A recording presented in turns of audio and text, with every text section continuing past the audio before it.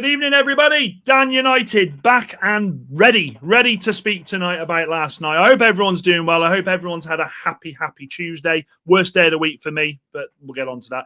Anyways, look, I feel like I got to start this stream tonight, and I feel like I got to defend myself a little bit because I watched the stream back last night, and I saw that I think people were a little annoyed as to my reaction to the game and to where we were. And look, the title is about Mainoo leaving United in January. We know that there's plenty of people that want him, but I got to be honest with you. I thought after watching the game back and watching the stream back that I'd have calmed down from last night, but it actually made me more angry.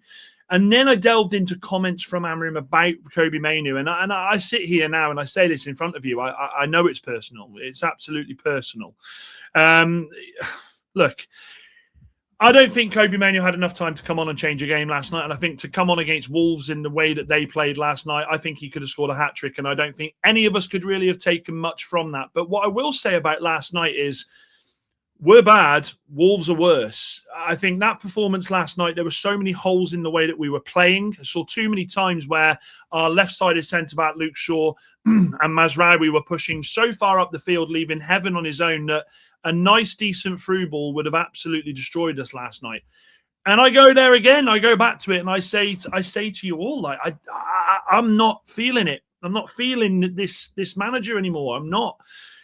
Last night, the substitutions, and we will go through this because I think it needs to be spoken about. When you're playing Wolverhampton Wanderers, who have got 2 points, have been abysmal all season, and our first two substitutions in that game are defenders. It furthermore says to me that I think there are major issues at this club at the moment. And it furthermore tells me that this manager at the moment, I think, is stealing a living. We've gone on about it several times in the sense of we know that there's this plan that apparently 2028 is when we're going to be ready to challenge for the league. Look, in theory, yeah, okay, that's great. But Manchester United need to do what's asked of them in between that. Ask any Manchester United fan. We ain't winning the league for a long time. We just ain't. But what we want in the meantime is Champions League football. I think any club the size of ours demands Champions League football, regardless of the season we had last season, where it was horrendous. It was our worst one. I don't think it's too much to after last night's performance and watching that, even though we won 4-1, sit there and say, this ain't good. This ain't good. Now, this is going to shock you, but I watched Goldbridge's reaction after the game, so I thought I'm going to have to watch it. And I'm going to have to see what he says. And I think we were kind of in sync for once, which was weird. I think there's an expectation at Manchester United. There is an expectation that, as Ole Gunnar Solskjaer once said, there's an expectation that when you come to Manchester United, you are demanded of. The expectation for you to go on and be consistent in the Champions League, be consistent in Europe, is something that the fans deserve. And under this ownership model at the moment, and I'm not calling out the owners just yet, but under the ownership model of backing this manager and giving him time, I don't think that we are on the right tracks that everyone makes out we are. We're in the middle of a season at the moment where Manchester United are 6th in the table. Fantastic. But the table, if we lose, we could drop down to 12th easily. We just could. The table is chaos. The table is absolute chaos. And with chaos comes crazy performances, crazy results. So I couldn't sit here last night. I couldn't sit at Kev's last night and get gassed. I couldn't this morning wake up and over my morning coffee on the way to work get gassed. The lads in the office come in and said to me, bloody hell, 4-1 last night. How'd you feel? I said, don't feel anything. And that's a weird place to be. So I think last night actually gave me more question marks than I went into the game with, because I said, look, 4-0. 4-0, I'd have been happy because it would have been comprehensive. But up until half-time, it was anything but comprehensive. We gave Wolves their first goal in 5 games, and it was shoddy defending in a formation where we play 5 at the back. The substitutions don't work for me. The substitutions absolutely do not work for me. I think we could find ourselves, if we're not careful, guys, in a situation where next year, we'll give it a year. We'll say a year. In a year, we'll have had the January transfer window. We'll have had another summer transfer window. I don't think it's stupid or wrong for me to sit here in front of you all and say this. In a year's time, we will be having the same conversation where we'll be saying, but he needs players for the system. He's missing this formation, this player. He's missing this position. He's missing. This is, I don't see us being successful. I don't. And I then, rather foolishly, went back and I thought, I need to look at what he's been saying about Kobbie. I need to understand if I'm just being too protective of a youth academy player that has come in and done bits for Manchester United. And here's what he said about him, okay? Here's what he has said about him. So on Mainoo's role and need to fight for a starting spot, he says, I need him. I see him as a starter like the other players. I just have to make a choice then. And then in the end, it's not been Kobbie. In the future, I don't know. Again, I always think the same thing with Casemiro. He elaborated on the pecking order. And here we go with this. He said, Mainoo would have to fight for a starting role against Bruno Fernandes while Ugarte and Casemiro vie for that holding midfield role. He ain't getting in above Bruno, guys. Like, let's have that right straight right now. That's like that is like Mrs. Robinson coming to me and saying, Dan, I met Jamie Dornan this weekend, Mr. Gray. He's my number one at the moment.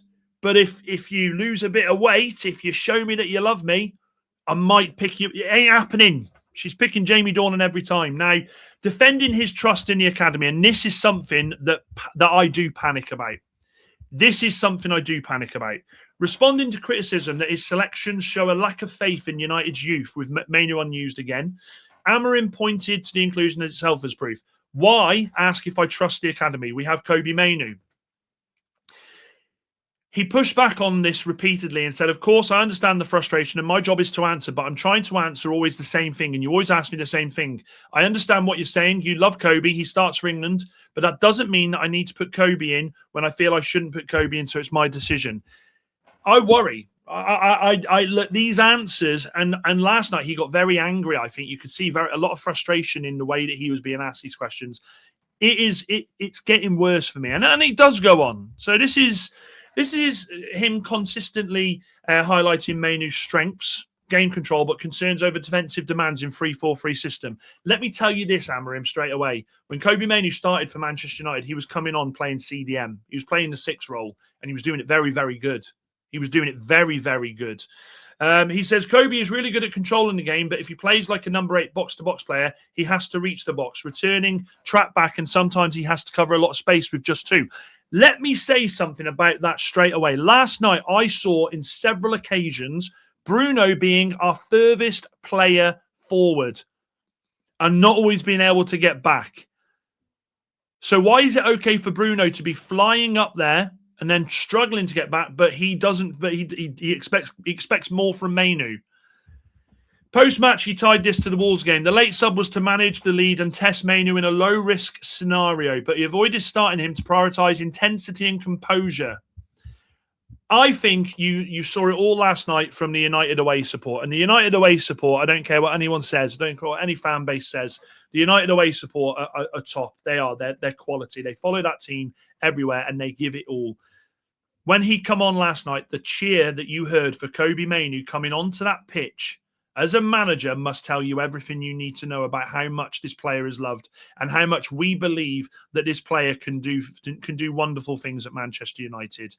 Now, on Mainoo leaving in January, for some bizarre reason, the reports are still stating that Kobbie Mainoo doesn't want to leave the club in a full-time capacity. He wants to leave on loan. And 12 clubs, guys, 12 clubs are fighting for him. Do you see 12 clubs fighting for Xerxes? Do you see 12 clubs fighting for Ugarte? No, you don't. You actually don't.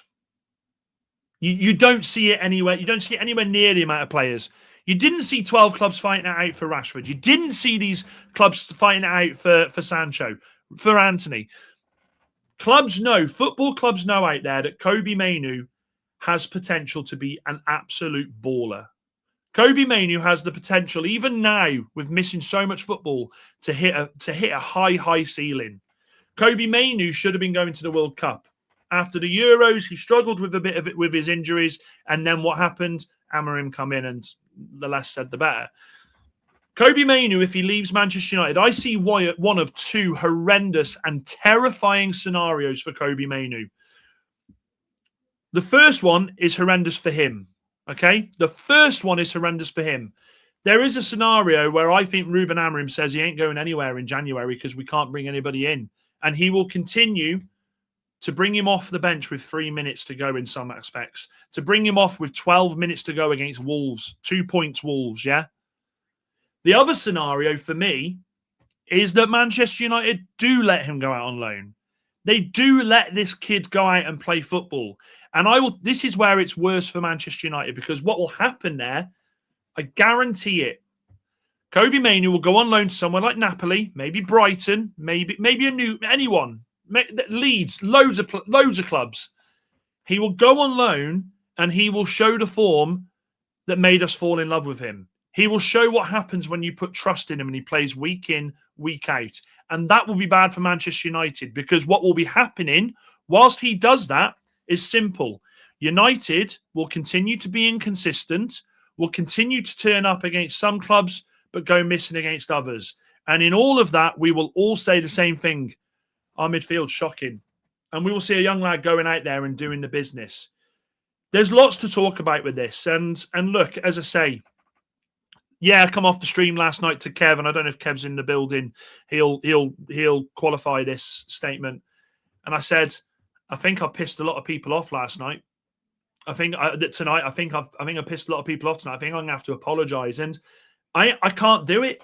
I can't bring myself to do it, because what I'm seeing at the moment is a club that scored 4 against Wolves last night, but if you mirror that performance and you put Bournemouth in front of us, that ain't a 4-1 game, guys. That is a 2-2 draw. That's a 2-2 draw. It is. You put us against Arsenal, regardless of Arsenal being in trouble at the moment. That's a loss last night. A City, that's a loss last night. I will not get glazed. I will not get up for these performances against a team that I don't think would look at a place in League One at the moment.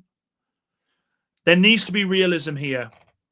And what I don't want is a fan base to forget that against West Ham, he ruined it with the formation. He ruined it with the substitutions. Against Everton, down to 10 men for 80 minutes, he shit the bed. He had no other plan. He just expected us to push up there and get the goals because we had a man extra. He ain't going anywhere anytime soon. And I had hoped. In fact, I prayed that Kobbie would outlast him this season, but that ain't going to happen. And let's factor in something else with this. At the moment, Manchester United are in deep conversation with the AFCON tournament, with the clubs, the countries that these players are going to try and keep hold of them until we play Bournemouth. And do you know something? We might keep hold of them when we play Bournemouth. But after that comes Aston Villa. After that comes Newcastle United. Then we have Wolves again, which, will probably come off the back of a couple of shit results and go, oh my God, we beat Wolves. Okay, let's go, let's cook. Then after that, January is an absolutely appalling month for Manchester United. It's an appalling month for the games we got. We got Brighton in the FA Cup. Yeah, we beat them earlier this season, but again, substitutions, if you take your mind back, almost cost us that game. There's so many worries. There's so many concerns with this club. Let me go through some of the comments. I'm sorry I forgot you all. Waha says, evening, everyone. Jamie, good to see you, mate. Anthony, good to see you. I am well. Evening, Steve-O. Giles says, not sure if we saw the same game, but we were miles ahead of Wolves. Giles, please elaborate. Were we miles ahead of Wolves? Did we not go in 1-1 at half-time to a defensive piece of play that was horrendous? Did Garnacho cause trouble before Amorim? There was trouble with. I won't give that little shit any joy here, Chappie, because that little shit was causing problems long before Amorim come to the club. Now, Dan, if you remember, you don't get overgassed about a win against the worst team in Prem history. You're not United fans, says Johnny. But we were still crap. Wolves are no one any serious clubs should compare themselves to. Facts. Can't believe he is doing this to Mainoo, one of the top young talents. He should be playing every game. You're right, Jamie. Evening. Sorry, I thought I said hello to you, Chappie. We crush Wolves and people want to complain. Come on already. If you cannot celebrate that, then you should take a break from watching United. Sorry. Jarl, have you commented any more? Let me I'll miss out your comments, guys. I want to go to Giles. So hang on. There is a major issue between the manager, club, and Mainoo, and most of the issues is his agent. I disagree with that. Trust me, with Manchester United, if there are issues with any agent, it is leaked. There is no issues between the manager and the agent. The issue is between the manager and the player. And Giles, you know, I think the world of you. But if you can honestly sit here and say that performance last night makes you think that we're going to do something wonderful this season, then you know, I question. Should you say I should take a break from watching United? Should you? Because if you're telling me the last 3 weeks have been fantastic for United, then I don't know what to say with that. We were abysmal against West Ham. The manager was abysmal against West Ham. Against Everton, do we forget that against 10 men Everton, we lost 1-0 at home? Wolves last night, I said it last night and I will stand by it now. They are the worst team I have seen play in the Premier League. And I'm 39 years old. I've seen some whoppers play in this division. Last night, the defending that they were showing, the balls they were giving away to us, I genuinely feel like you could have put the under 18s there last night and they'd have got a result. It was shocking. It was appalling. You know I love you, Joel, but I'm not going to get gassed for that. I'm not going to get gassed for that performance last night. That is not going to make me sit here and stand up and say, okay, we're back on track. Let me share the table. I'll share the table a second. Right. Let me just scroll down. This is the table as it stands. We're going to go from 1st to 12th. Share away. Let's have a look. Share screen. Yes, I do. Yes, I do. I do want to share the screen. Okay. That is the table at the moment. If the manager doesn't shit the bed against Everton and we go and get 3 points, that puts us on 28 points. If the manager doesn't bring on Ugarte and 2 other defenders, Dorgu being one of them, against West Ham, taking off Xerxes, who, by the way, I thought was brilliant against West Ham, we'd have had another 2 points. Straight away, you look at that, we're on 30 points. That's the job of the manager. Last night, we were in 12th position at the start of the night. 12th position. 12th. Burnley would have turned them over last night. Who's top of the championship at the moment? Coventry would have turned them over last night. That table, we are 1 bad result away. Hang on a minute. Let me scroll down. I'll scroll down so we can see below there. We are 1 bad result away from dropping down to 12th. Our goal difference is 4. It's not good enough. 2 tough games against Villa and against Newcastle. I said December would define our season. I thought we were going to have a lot more points. But at the moment, when you look at the results, and let's go to December's results. Manchester United. Let's bring up United. Let's bring up December. December results at the moment. A draw against West Ham. We said 14, by the way. I remember on this panel, we were sort of around 13 and 14 points. At the moment, we've got 4 points. And this is who we've got yet to come. This is who we've got yet to come. Bournemouth, having a bit of a struggle themselves. Do you back us to go and blow Bournemouth away? I don't. I back us to maybe sneak a 1-0 or a 2-1. Villa, best form in the league at the moment. Do you bet against us getting a result there? I do. Newcastle. Newcastle are indifferent. You don't know what Newcastle side's turning up week on week. And then Wolves again at home. At the moment, the only guaranteed points for me is Wolves at home on the 30th of December. Now, also take into factor here that Brian goes. Brian's our top scorer. That Ahmad goes. That Mazraoui goes. Mazraoui, who's been playing centre-back the last few games. This December has gone from one of hope to one of damage limitation for me. Let me go through some more of these comments. But we are still gone through that one. Can't believe he's doing this to Mainoo, one of the top young talents. We've gone through that one, I think. I'm really worried that Ineos spent that money on the academy because they plan to sell for pure profit rather than integrate them, potentially.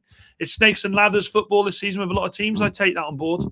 I'm not Bruno's biggest fan, but it's clear to me that he'd be getting way more numbers if he was playing further forward. All his best actions in the game are in the final third. This is just basic as well, isn't it, Johnny? At the same time, though, fuck Bruno for taking that pen. He should have given it to Cunha. I'd have given it to Cunha last night. I'd have given it to Cunha. Absolutely. What else have we got here? Bro actually said he didn't start Mainoo due to intensity and composure. I'd love to know what composure he thinks Bruno and Casemiro have. I think Amorim is a poisonous little dictator, should be sacked ASAP. Johnny says, give it a month, and if Mainoo leaves on loan, we will suddenly start seeing the hit pieces talking about his attitude and professionalism. Of course we will. Casemiro was world-class for years at his position. Bruno in the centre of midfield. Yeah, he's just shoehorning him. And the same people asking for apologies for Amorim will go back into their caves if we don't beat Bournemouth. Lawrence says we might be drifting progressively back to a 4-3-3. You never know. You see the problems with the three centre-backs too. This back five that we keep playing, this back five that we keep manoeuvring with, it doesn't work. Wolves tore it a piece. That one spell with Wolves. And the one person who was at fault, I thought there, was Bruno losing his man. And he turns around and he bollocked everyone else. Good evening, Ben. Ben was at the game last night. Ben was at the game last night, so let's have a look. Let's have a look what Ben says shortly. I hope you're well there, Ben. Good to see you, mate. It's funny as well because Amorim's cousin Dallo in an interview says he sees Mainoo as a future captain. Evening, Carl. Good to see you, mate. Good to see you. I have to agree with most of the things Jarl is saying, to be honest. Yeah, and that is your prerogative, mate. You know that. You know that. I'm not going to fall out with anyone for having an opinion. I'm never, ever going to fall out with anyone for having an opinion. But I don't think this works. I don't think this works. Amorim just doesn't make sense. Sesko starts playing well, scores 2 and 2, drops him. Xerxes scores and saves us versus Palace. Bosses the hold-up play against West Ham, gets subbed and dropped as well. This team is inconsistent, and a lot of players who have been under other managers are still here. So why is it surprising that was... Carl, I don't agree with that. I don't agree with that. I really don't. I don't agree with that. I don't. I was in the Wolves. I was in with the Wolves fans, even at 1-1 that thought they might have gone on to win it. We were that bad. We gave them hope, but they went to shit in the second half, like they've done all season. Draw with Villa, win the other 3, says Ben. Fuck it, Ben. I want what you're drinking, mate. I wasn't calling for him to solve, but rather accepted that this will be his fate because he's not getting fair chances and the manager doesn't want him. Honestly, I think we've got worse. The league table is very kind to us. If the other teams were performing, we'd be out the top 10 easily. And Kev says, evening. Good to see you, Kev. Good to see you. Carl, look, you know I love you. You know I love you. And it wouldn't be right if people weren't here defending him because this is a community. We have our own opinions and this is where we come to talk about it. But I don't see us... Look, I tell you what, look, the main thing here, the main question is, right?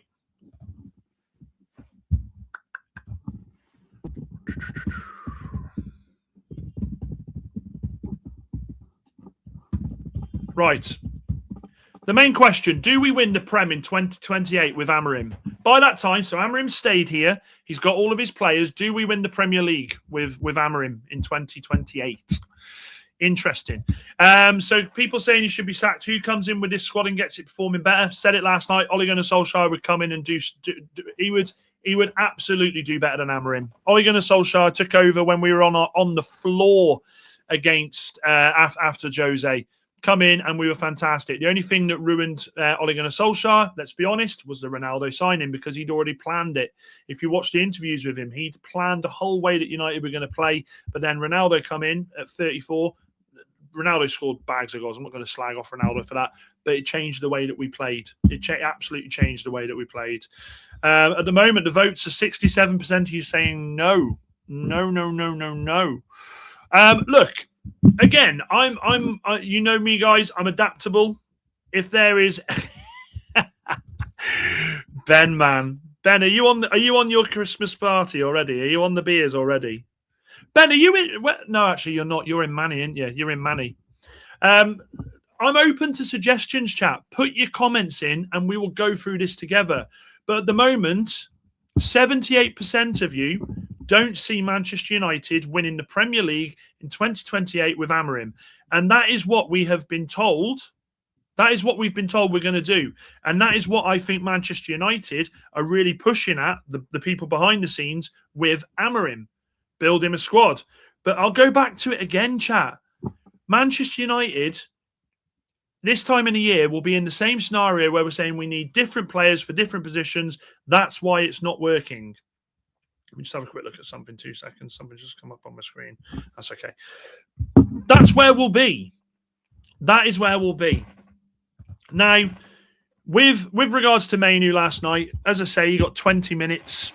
Well, 25 if you count the extra time. I mean, where the fucking hell did 9 minutes injury time come from last night? Like, I felt for Wolves. I felt for Wolves. You're Wolves, and you're looking, you're going, oh God, 4-1. We're near the end now, and you look at that board and you go, what? How? I don't know where that come from. Jamie says we'll lose Mainoo soon because he'll be sold because of Amorim. Look, there could be. Okay, let's play devil's advocate here. Let's play devil's advocate because let's try it. There could be a scenario where Amorim has an agreement with Mainoo and says, look, go out there, play on loan. You come back at the end of the season, games under your belt, a bit more experience in you, and you'll be in my team. But with the signings that we're rumored to be looking at, that would push him further down the line. And what price do you reckon for Mainoo? Look, Mainoo's English, isn't he? English tax in the Premier League. You know how that goes. We'd easily get 45, 50 million for Mainoo. No doubt in my mind. This guy's won stuff. This guy's played in big competitions. It's not the game management. It's the squad depth not being deep or strong enough. If you don't have stronger options on the bench, the drop-off don't happen. So why didn't Xerxes come on straight away last night? Why didn't Mainoo come on straight away last night? Do you see what I'm saying? The first 2 subs he made were defenders. This guy can only make defensive subs. I don't look at. Here's the thing, Carl. Here's the thing. I don't look at Amorim as a manager when we're chasing a game that will throw caution to the wind and change the way we play and bring on strikers and make attacking changes. The only thing he could genuinely do last season was put Harry Maguire up top. That was us chasing the game last season. We all remember Leon. We all remember Bilbao. Harry Maguire. Now look, I'm a football fan who always loves to be proved wrong. I love being proved wrong. And in 12 months' time, I could be sat here saying, do you know something? I owe this manager a massive apology, yo. Oh, but Carl, why do we need to make the defence stronger against fucking Wolves, dude? Like, why do we need to make the defence stronger against Wolves? 2 points all season. More points in a triangle.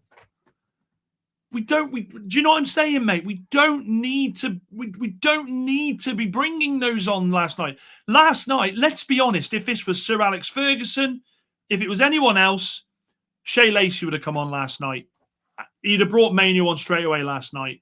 Xerxes would have been on there because any other manager would have gone, this Wolves team tonight are absolutely in the bin. And Ben, you let me know how bad they were because you were there.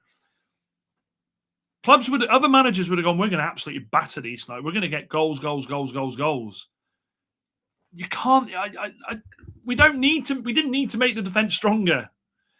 And I would further go past that, Carl, as well, and say this. He's done the substitutions defensively to make us stronger in the past, and they've been the wrong subs. I love you, Carl. In fact, Carl, you'd have been fuming last night because I must admit I panicked at one point, Carl. I panicked. I thought he was going to I honestly thought we were going to see Martinez come on in your favoured position. Yeah, I agree. Amorim subs have been questionable and defensive, says Jamie. To be fair, the squad we have, he has to change the defenders because the mids and forwards we have aren't good enough. But Ben, I go back to last night. Did it? Maybe I'm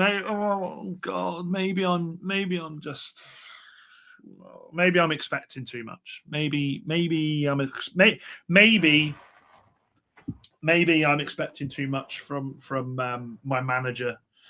Maybe I'm expecting too much that when we're playing Wolves, who are absolutely shocking, and in the 60th minute, when they were on the floor, by the way, they were all over the place. Maybe I'm expecting too much from my manager to, instead of changing the defense, go and try and win by more. And I'll tell you why he changed the defense, because he was nervous. He was nervous last night because he's seen us give away leads. He was nervous. That's why he made that. Brian's goal summed up Wolves. They lose the ball and all standing still and only 2 run back. You see the rest of them just, it was abysmal last night. The Martinez sub was to give him minutes in his legs, so that explains that's one. Okay, but I'll go one further again with that one. Why aren't you starting Martinez against fucking Wolves? This team that have got 2 points. Martinez has been back since an international break. Why aren't you starting? If there's a game, I'm sure we can agree on this. I'm sure we can agree on this. Why wouldn't you start him against them? I had no real problem with the 2 defenders coming.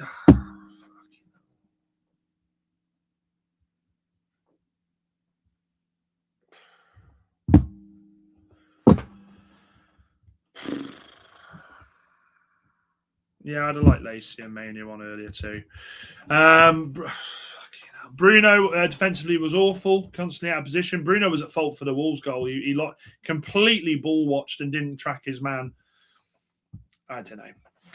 I mean, I'm out of ideas. I'm out of ideas. If I was Mainoo, I wouldn't want to go on loan and show the fans what I'm all about and come back to United. At the moment, he's being very hyped, warranted or not. I want to see more of Mainoo play. Yeah, and look, I mean, I can't remember who it was that said the other night, are we just thinking Mainoo's too good? Well, the guy's got to be given the opportunity to show us he's that good. And in the past, he has shown us he's that good. Goals against Liverpool, Wolves, FA Cup final. He's shown us he's that good. But this manager just doesn't want to play him. This manager don't want to play him. Don't want to play him. It's good, and this is the weird thing. And I never want this channel to be negative because, we're just starting this journey. But I think I've had all I can take of this manager at the moment. And look, again, I want him to prove me wrong. I want to be sat here in a month's time, in 6 weeks' time. And I want you lot, I want Carl especially, I want Ben especially to be saying, they are Dan. That's why you should have shut up. That is why you should have shut up. You should have listened. You should have waited. I want that to happen. But at this point at the moment, from what I see of this manager, it's gonna cost Manchester United about 400 million to get the players in that he wants for this formation. And Manchester United don't have that money at the moment. And do you know why they don't? Because they're not getting Champions League this season. I'm sorry to say it. Manchester United will not get Champions League football this season. We are going to see just how paper thin it is. We are going to see how paper thin it is. What's this? Hang on a minute. Let's have a look. Ben says, I've also seen loads bigging up Mount other than his goal. He was no better than the average, went missing for long periods. Do you know something? I'm going to agree with you on that one, Ben. And I was one of the one bigging him up last night because I thought he looked decent. I watched it back. Was he that good, or was Wolves that bad? He had one pass. He sprayed beautifully out to the wing, and he had the goal, didn't he? But there was a stat I saw today that we've only lost once when Mount has started. Can you believe that? But without him, we've lost a fair few more. It's mad stat, that is. Carl says, I'm going to stick my neck on the line, and you can screenshot or clip this comment and say we will be challenging for the league in 27-28 season once Amorim has his own full squad of players. Carl, if it happens, I'll be over the moon, mate. I will be buzzing with that. I will be absolutely buzzing with that. I hope it happens. Mainoo will play during AFCON. He'll be able to show us what he's all about. Yeah, but this is the thing, though, Steve. This is the horrific thing. Maybe see Bruno as a 10 and Mainoo as an 8. Maybe. Here's the sad thing with that. Not your comment. I'm not calling you sad. Here's the sad thing with that statement. Mainoo quite possibly will get minutes against Villa, against Newcastle, against Wolves. Yeah, he might. And then it's Arsenal, I think, and Brighton. I guarantee this. The second all the boys come back from AFCON, Bruno will be pushed back into that central midfield role, and it will be bye-bye. He'll be out the team again. Unless he shows what we know he can do. And he's part of this team that is resurgent and playing so much more fluidity in it. My other concern is, imagine he starts fucking Agate over him. Imagine we push Bruno forward because of the people away at AFCON. And the thing is, actually, I don't even see a world where he does push Bruno as a 10. Because what will happen if fit, you will have Sesko, Cunha, Mount. They will be the 3. And it will still be Bruno and Casemiro. But look, we don't know what could happen, do we? Now, the one thing to let you all know as well is, stream-wise, I'm going to New York on Sunday. So Kev's going to be doing the watch-along on Monday. Saturday, I'm going to be all over the place doing planning for New York. So there'll be a couple of streams this week, and then I'm away in New York. That I promise that's my last holiday for a while. But look, I want to say thank you to Carl, and I want to say thank you to Jarl. Sounds like I'm trying to rhyme there. And I'll say thank you to Ben as well. I want opposition comments. Don't get me wrong. I may sit here and have my head in my hands. I want not opposition. I want opposing comments, because we're never going to agree.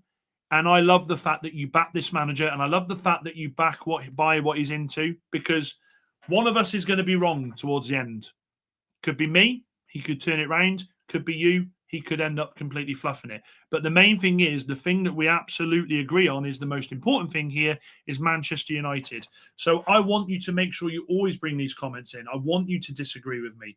Because if I was to come in here every night and say, this is what I think, and you all went, yeah, then we wouldn't have we wouldn't have what we have here. Carl says, I appreciate and take on board everyone else's comments, and will be big enough to admit if I get it wrong too. And that's what it's all about. You are still wrong about Martinez in central defensive midfield, though. I'll stand by that, brother. Anyway, enjoy your evenings, you beautiful, beautiful man. Oh, hang on a minute. Ben says, to be fair to Mainoo, he'll get minutes but won't play as he's not up to speed. I agree with that, and then pressure will tally up on him to leave. At this point, Mainoo can't win. I personally think, yeah, I agree. And we learn from different opinions. Helps us learn and continually grow. Absolutely. Look, I will see you all soon. What have I got on tomorrow night? I'll be back on Thursday. I've got planning for America tomorrow. But you take care of yourselves, you beautiful buggers, and I will see you on Thursday. Dan United, Kev United, Danielle United, Man United.